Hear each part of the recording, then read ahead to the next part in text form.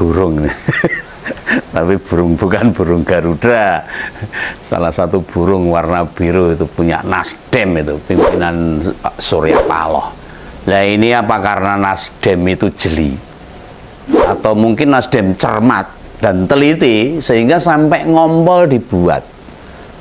Baru Partai Nasdem saja yang agak kontra pada putusan MK tentang penghapusan presidensial threshold. Nah, melalui salah satu petingginya, mereka menyoroti apabila putusan MK itu bahaya. Oh, berbahaya. Demokrasi kebablasan. Nah, sebelum tak lanjut, teman-teman mau update ini. Perkembangan kasus terbaru penembakan pemilik rental mobil yang meninggal dunia kemarin. Yang jadi pembuka saya kemarin itu. Ini aneh-aneh, kok yo ono yang ditembak rekan yang melarikan mobil itu. Bahkan saat mobil mau diminta itu, rekan yang melarikan mobil itu mengaku sebagai aparat. Dan mirisnya sebelum mereka menangkap pelaku, pemilik datang ke Polsek di Cinangka untuk minta bantuan loh itu. Alasan pemilik kendaraan tak menunjukkan surat kepemilikannya itu. Untungnya si anak pemilik mobil yang turut dalam pencarian mobil itu mengatakan STNK, BPKB, serta kunci cadangan mobil sudah dibawa. Ditunjukkan akhirnya. Tapi aparat bergeming itu. Ini jane para aparat ini kerjanya gimana tuh ya? Yang satu ngebela pencuri mobil, para polisi malah mempersulit. Ya semoga ini tidak semuanya ini, hanya kasuisis saja nih. Nah, klarifikasi Kapolsek terbaru. Pemilik mobil diminta buat laporan terlebih dahulu, buat jadi dasar kepolisian. Yalah Pak. Lah wong yo mobil keburu jauh. Tak terkejar loh ya. Lah jebulnya itu ternyata ketika tertangkap dan jelas dan akibat tembakan itu yang nembak itu adalah oknum TNI Angkatan Laut. Wah, prihatin saya ini. Akhirnya pemilik kendaraan meninggal. Ya semoga yang terlibat kejahatan dihukum berat lah, sesuai dengan undang-undang yang berlaku di Indonesia. Dan polisi yang terkesan tidak membantu ya harusnya komandannya kasih sanksi. Ya semoga baik-baik saja dan jangan sampai terulang kembali kejadian-kejadian seperti ini. Semoga Indonesia tetap aman, damai dan tentram. Nah kembali ke soal putusan MK nomor 62 tahun 2024.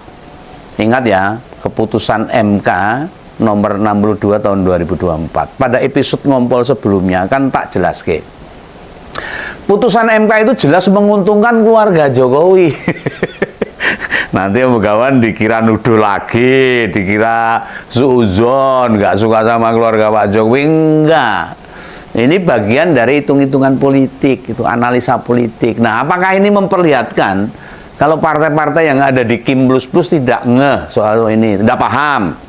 Apakah mereka menganggap Gibran tak punya peluang, kecil kemungkinannya ikut kontestasi tahun 2029? Apa malah sudah ada tawaran-tawaran dari Pak Jokowi kalau ngusung Gibran bakal ada hal-hal yang mereka dapatkan? Mungkin loh, kita kan nggak tahu. Ini politik kok. Politik itu kayak sambal goreng. Ya, tapi mengapa yang paling cepat merespon ini malah justru Nasdem? Yang saat ini tidak punya menteri satupun di kabinetnya Pak Prabowo. Dan kemungkinan dia ambil posisi oposisi lah. Atau ini hanya permainan, biar terkesan di internal Kim Plus ada yang berseberangan. Oposisi yang nggak kelihatan. Lah Pak Jokowi waktu dikonfirmasi wartawan berkomentar terkesan biasa, tanpa rasa kaget atau biar tidak terlihat dirinya diuntungkan dengan keputusan itu. Wah, ya, nggak tahu ini. Ya ini permainan sandiwara ya iso gitu loh. Pemain watak ya iso loh. Waktu respon singkatnya dikejar wartawan. Ini mulai terlihat keanehan ini. Nih tak putarkan videonya ya, pernyataan Pak Jokowi ini. Nih, lihat nih. Banyak alternatif calon Pak ke depan. Ya harapannya kan seperti itu. Sehingga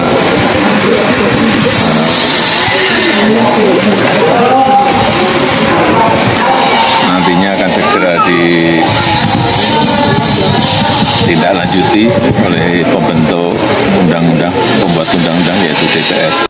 Nah, terdengar suara wartawan toh. agar lebih banyak calon alternatif ke depan gitu. Nah ini ada juga nih. Lantas Pak Jokowi menanggapi dengan kalimat, ya harapannya seperti itu. Sehingga ya, nah sempat ada jeda itu. Dia terlihat kebingungan. Apa kata yang pas, yang mau dia pakai? Supaya tidak dinilai ada kepentingan atas putusan MK itu. Yang membuka peluang sulungnya berkesempatan punya harapan menang tahun 2029. Nah setelah terdiam beberapa saat itu kemudian dilanjutkan dengan kalimat agar segera ditindaklanjuti oleh pembentukan undang-undang, pembuat undang-undang yaitu DPR. Aduh. Nah kan kalimat pertama bicara soal banyak alternatif calon, bicara tentang figur. Lah kok kalimat lanjutannya soal tindak lanjut putusan MK, soal revisi undang-undang. Kan ada pemutusan maksud di sini tuh. Yang tak tangkap, pembegawan tangkap tuh otak politisinya itu bekerja keras, merubah kebijakan di awal sebagai koreksi menghindari polemik putusan MK nomor 90 terulang kembali. Nah ini Jokowi tak mau. Ada beban yang melekat di anaknya buat Pilpres 5 tahun mendatang. Nah bagi haters ngompol ini, dikira aku negatif thinking ini, berburu sangka. Ya enggak. Kita baru bisa membuktikan 5 tahun mendatang. Halo teman-teman, kembali lagi bersama saya di channel ini. Salam NKRI harga mati. Nah teman-teman, dalam video ini ada sebuah cuplikan dari Mas Begawan Nasdem, cium gelagat kepentingan Jokowi, MK hapus PT 20%. Nah teman-teman, saya akan membacakan beberapa komentar mengenai hal tersebut. Lanjut Begawan, kupas tuntas netral, sampaikan informasi kepada rakyat supaya berpikir. Masyarakat kecil sebenarnya rindu perekonomian negeri ini stabil, bukan politik melulu yang dibahas sehari-hari. Apalagi itu yang namanya Irma Suryani seneng nyerocos terus, yang dicari perbedaan melulu. Durung puas ngeroyok PDIP, Om Begawan. Ada satu ungkapan yang perlu direnungi bagi kita, bagaimana pemimpin yang mau baik kalau masyarakatnya tidak baik. Ungkapan ini condong kepada diri kita sebagai masyarakat agar supaya kita lebih cerdas dan lebih jeli memilih pemimpin sesuai dengan syaratnya.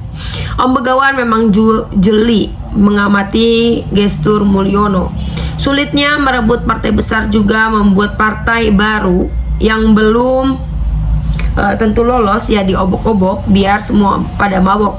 Semua partai yang tidak lolos di Senayan kesempatan mengajukan calon yang untung ya simul partai besar yang ada di King plus Mumet. Pada apa pura-pura mumet, lalu lagi masyarakat jadi korban. Untuk mencalonkan diri sebagai calon presiden, satu minimal lulusan S1 berijazah asli, umur minimal 45 tahun dan maksimal 70 tahun, bebas dari pengaruh narkoba dan terindikasi korupsi. Ini kata-kata mutiara Jokowi, biar ditindaklanjuti kalau anaknya kita garis bawahi. Kalau ditanya Gibran gak bisa jawab, pasti ucapannya itu pertanyaan yang bagus. Bila Gibran gak bisa menjawab, menurutku MK masih diremot Jokowi, tapi ya sudahlah, orang yang sudah diputuskan nanti yang rugi Kim Plus dan Prabowo. Positifnya PT 0% akhirnya nggak penting lagi, kumpulan Kim Plus nggak ada lagi dikeroyok, terus nggak Gibran lagi yang bisa nyalon yang katanya mewakili anak muda. Siapa saja yang bisa menguasai rakyat miskin dan bodoh akan memenangkan Pilpres karena jumlah mereka lebih banyak dari pemilih yang rasional. Mau sebagus apapun program dari paslon akan kalah dari banjir bansos. Nah, oligarki 9 naga punya logistik yang tak terbatas sehingga mampu untuk membanjiri bansos dan serangan fajar. Nah, kemana oligarki 9 naga, kemana ada manuver, di sanalah yang akan menang. Jokowi sering diwawancarai, agak selalu eksis loh wartawannya, apa tidak termasuk tenang. Kalau mau menjatuhkan seseorang, putuskan dulu sumber ekonomi dan finansialnya. Sering orang tidak bisa berpikir dan bertindak logis saat perutnya lapar. Seharusnya ambang batas berdasarkan jumlah partai peserta. Misalkan ada 20 partai, maka ambang batasnya 1:20 atau 5%. Angka presentasi ini menunjukkan kesempatan yang sama pada setiap parpol peserta. Meski dibebaskan, belum tentu semua partai mampu dan mau mengajukan calon presidennya sendiri. Yang pasti mereka akan jadi kendaraan politik bagi bandar yang berduit. Memang idealnya yang berhak ajukan calon presiden adalah partai yang punya kursi di DPR berapapun jumlahnya. DPR bikin undang-undang lalu MK minta undang-undang itu dilanggar gitu ya. Ada aroma pamannya. Pasti ada di jingkrak-jingkrak karena berhasil bagi-bagi uang tanda terima kasih. Lalu jadi kasus lagi, tambah lagi daftar kesalahan kroni jahat penipu rakyat. Revolusi mentalnya anti kemerdekaan, ayo kawal terus. Irma itu selalu setia, nyembah kalian Mulyono. Jadi kalau dia nggak senang dengan 0%, anggap aja Mul Jufufafa juga nggak senang karena si Beler jadi banyak lawan entar. DPR itu apa masih ada di negeri ini karena DPR itu tidak berfungsi sebagai legislatif. Buat itu undang-undang yang bermanfaat buat negara, bukan buat undang-undang agar tidak diperbolehkan pembagian bansos dan membagi-bagikan uang sebelum 5 bulan sampai pelaksanaan pilpres dan pilkada dilangsungkan. Dan bagi yang melakukan maka dikenakan sanksi denda 1 miliar di penjara selama 5 tahun. Demikian juga berlaku untuk bandar-bandar yang membiayai. Setuju jika PT-nya saja diturunkan, idealnya calon presiden yang maju sekitar 3 pasangan maksimal 4. Kalau kebanyakan juga tidak efektif dan tidak produktif. Ingat awal reformasi di mana banyak sekali partai politik yang ikut serta. Orang malah jadi bingung buat milih. Selain itu calon presiden yang terlalu banyak akan memaksakan 2 putaran. Biaya dan pengorbanan waktu pemilih makin tinggi. Belum lagi kemungkinan ekonomi yang melambat karena para investor yang menunggu dan melihat. Nah teman-teman, sahabat-sahabat dari Bongkar TV, silakan berikan tanggapan teman-teman dalam kolom komentar ini sehingga kita dapat bertukar pikiran antar satu dengan yang lain dalam kolom komentar ini. Terima kasih teman-teman, Bongkar TV melaporkan.